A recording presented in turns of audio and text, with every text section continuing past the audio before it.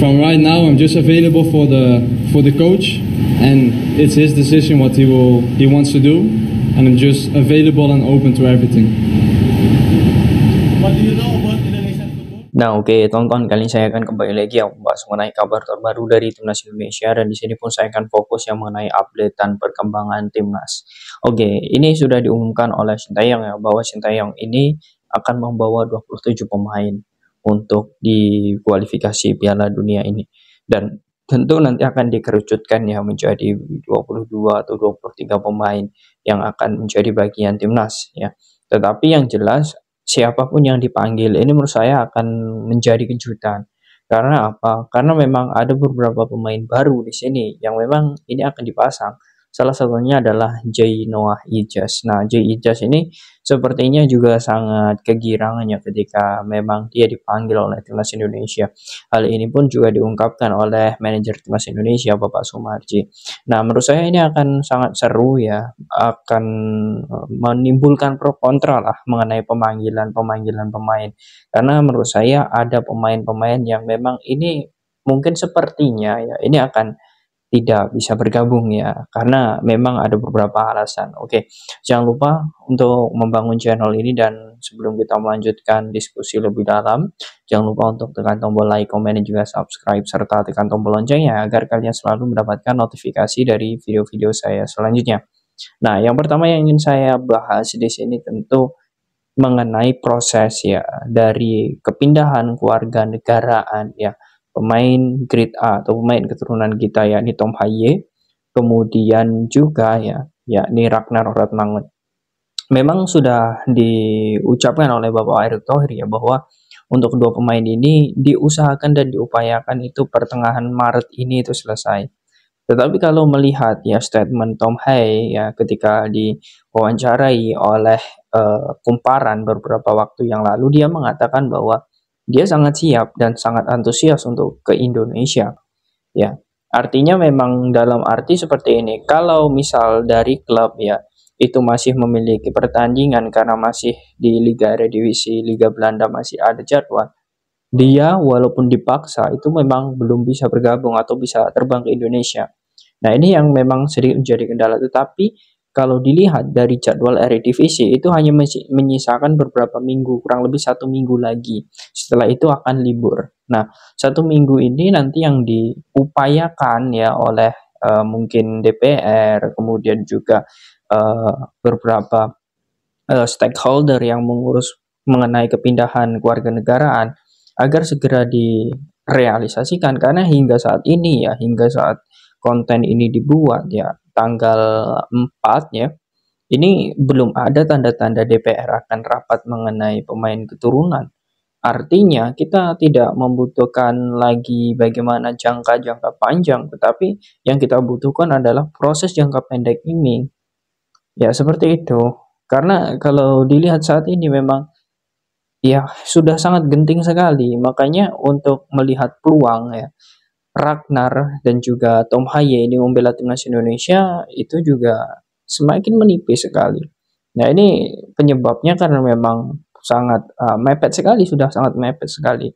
Ya, mungkin kalau memang ini nanti mereka bisa menjadi bagian timnas, ya menurut saya ini adalah suatu keajaiban ya, atau bisa dibilang bagaimana usaha dan upaya keras dari PSSI. Nah, ini yang pertama. Kemudian banyak juga yang bertanya kepada saya mengenai sosok Nathan Chow Awan. Banyak yang mengira dan juga banyak yang bilang juga ya, Nathan Chow Awan ini nasionalismenya, kemudian keinginan kuatnya ketika membela timnas Indonesia ini semakin pudar. Lantaran dirinya ya itu memang tidak bisa untuk segera bergabung bersama timnas Indonesia. Banyak yang berspekulasi bahwa dia sangat berat untuk meninggalkan kewarganegaraan Belanda. Lantaran faktor pertama saat ini dirinya selalu menjadi cadangan di klub barunya SC Heerenveen ya bersama Tom Haye. Dan sebelumnya di Swansea alih-alih dia mendapatkan menit bermain ketika pindah dari Swansea ke SC Heerenveen, tetapi hingga saat ini dia belum mendapatkan menit bermain yang cukup lah untuk menambah jam terbangnya. Nah, itu juga bisa menjadi faktornya mengapa dia sepertinya juga sedikit berat untuk meninggalkan kewarganegaraan Belanda.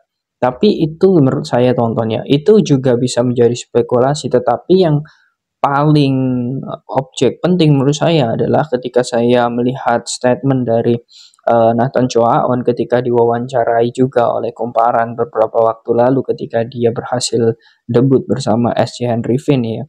Dia mengatakan bahwa kapan ke Indonesia, dia mengatakan bahwa ya ini hanya menunggu waktu ketika nanti sudah selesai semuanya ya kalender di kompetisi ini sudah rehat, dia pasti langsung akan ke Indonesia. Nah, dengan statement seperti itu ya, artinya kita harus menunggu apakah ya sosok Tom Haye dan juga Ragnar dan juga Nathan ini akan sempat nanti ke Indonesia.